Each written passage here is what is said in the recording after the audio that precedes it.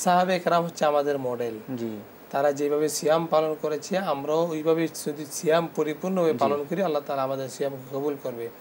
সাহাবায়ে কেরামদের মাহে রমাদান কেন্দ্রিক যে আমলগুলো ছিল এই আমলগুলোর মধ্যে অন্যতম কি কি আমল রয়েছে আমাদের দর্শকদের উদ্দেশ্যে যদি আপনি উপস্থাপন করেন। জি মুহতারাম, আলহামদুলিল্লাহ ওয়াসসালাতু ওয়াসসালামু আলা রাসূলিল্লাহ ওয়া বাদ।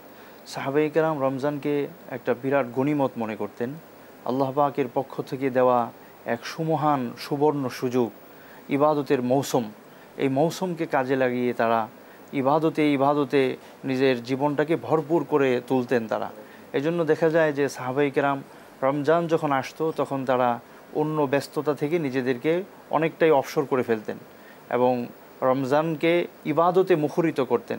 হযরত আবু হুরায়রা রাদিয়াল্লাহু আনহুর ব্যাপারে আসারে পাওয়া যায় যে তিনি তার সঙ্গীদেরকে সাথে নিয়ে রমজান আসার পরে তিনি বেশিরভাগ সময় মসজিদে কাটাতেন।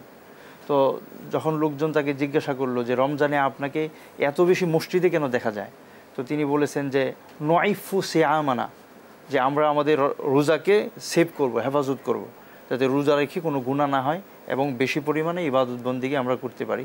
এই জন্য তিনি মসজিদে বেশিরভাগ থাকতেন। আর হযরত আবু যর রাদিয়াল্লাহু আনহুর ব্যাপারে আছে যে তিনি রমজান আসলে নামাজ ছাড়া আর কোনো কাজের জন্য তিনি ঘর থেকে বেরোতেন না, ঘরে থাকতেন, তেলাওয়াত করতেন, অন্য কাজকাম করতেন। নবী করিম সাল্লাল্লাহু আলাইহি সাল্লামের জীবনে আমরা এটা দেখতে পাই হাদিসে যে কানা জিবরিল ইয়াতি ইলা রাসূলিল্লাহ ফায়ুদারিসুল কোরআন, যে রমজান মাস যখন আসতো তখন জিবরিল প্রতি রাতে নবীজির কাছে আসতেন, এসে কোরআন তেলাওয়াত শোনাতেন, নবীজিও তাকে শোনাতেন। তো কোরআন তেলাওয়াতের এত বেশি। আর সাহাবায়ে কেরামের আমলের মধ্যে এটা পাওয়া যায়, হযরত উসমান রাদিয়াল্লাহু আনহু তিনি প্রতিদিন এক খতম কোরআন শরীফ পড়তেন। বেশি বেশি কোরআনুল কারীমটাকে তেলাওয়াত করা এবং তা নিজের জীবনের মধ্যে বাস্তবায়ন করা। জি মোহতারাম, আপনি চমৎকারভাবে বলছিলেন। আমরা যাচ্ছি মুফতি হেমায়েতুদ্দিন আপনার কাছে। আপনি যদি বলতেন যে আমরা কি শুধুমাত্র তেলাওয়াতের মধ্যে সীমাবদ্ধ থাকবো নাকি আমরা এটাকে অর্থ তরজমা তাফসীর পড়ার চেষ্টা করব? জি, আপনাকে অসংখ্য মোবারকবাদ। কোরআনুল কারীমে আল্লাহ তাবারক ওয়া তাআলা ইরশাদ করেন আফালা ইয়াতাদাব্বারুনাল কোরআন আম আলা কুলুবিন আকফালুহা, তোমরা কি কোরআন নিয়ে চিন্তা গবেষণা করো না, নাকি তোমাদের অন্তর তালাবদ্ধ? অর্থাৎ কোরআনুল কারীম শুধু তেলাওয়াত নয়, তেলাওয়াত এটা আমাদের অবশ্যই প্রয়োজন করতে হবে, কিন্তু কোরআনুল কারীমের অর্থ বুঝতে হবে। আল্লাহ তাবারক ওয়া তাআলা কোরআনুল কারীমের 6666টি আয়াত 114টি সূরার ভিতরে আমাদেরকে কি মেসেজ দিলেন। আমার আল্লাহর পক্ষ থেকে যেমন সূরা ফাতিহায় আপনার 120টি হরফ আছে, আপনার 25টি শব্দ আছে, 60টি আয়াত আছে। আল্লাহ তাবারক ওয়া তাআলা এখানে কি মেসেজগুলো দিলেন। এই পৃথিবীতে বর্তমানে প্রায় 250 কোটি মুসলিম আছে। এই 250 কোটি মুসলিমের কাছে এই যে এই মেসেজগুলো আজকে আমরা যদি অনলাইনের যুগে আপনাদের ইনবক্সে আমার মেসেজ আসছে, কিন্তু মেসেজে কি আমি জীবনে আর খুলে দেখলাম না, শুধু দেখলাম যে ইনবক্স দেখলাম শুধু, কিন্তু ইনবক্সে কি আছে এটা খুলে দেখলাম না। তাই আমরা এই জন্য যারা দর্শকদেরকে বলবো যে রমজান মাস আসছে, আমরা কোরআন তেলাওয়াত করি, সাথে সাথে অর্থ বোঝার চেষ্টা করি।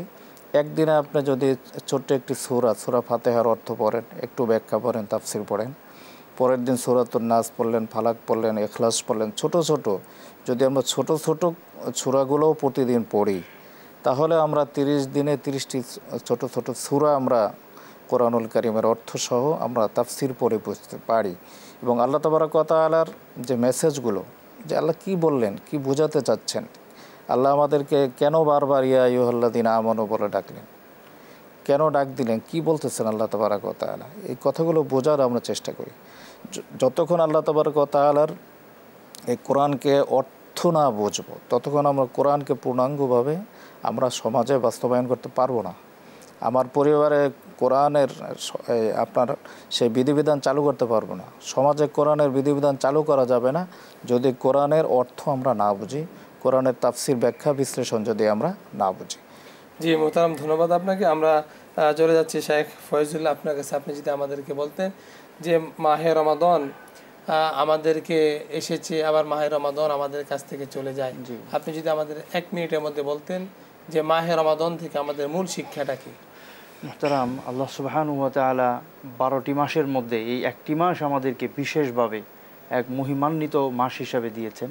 যে গত 11টি মাস আমরা যেভাবে দুনিয়া জাগতিক বিষয়াদি, চাকরি বাকরি, কৃষি ক্ষেত খামার, এই ব্যবসা বাণিজ্য এগুলো নিয়ে ব্যস্ত থেকে আল্লাহ তাআলার সাথে যে দূরত্ব তৈরি হয়েছে, কোরআনের সাথে যে দূরত্ব তৈরি হয়েছে, এবং আল্লাহর নাফরমানির মাধ্যমে যেভাবে আমাদের গুনার দাগ অন্তরে সৃষ্টি হয়েছে, এই সব কিছু থেকে নিজেকে পবিত্র করে আল্লাহর সান্নিধ্য এবং নৈকট্য অর্জন করার জন্য। যেহেতু সিয়াম হচ্ছে মানুষের গুনাহগুলোকে জ্বালিয়ে ফুরিয়ে ধ্বংস করে দেয়।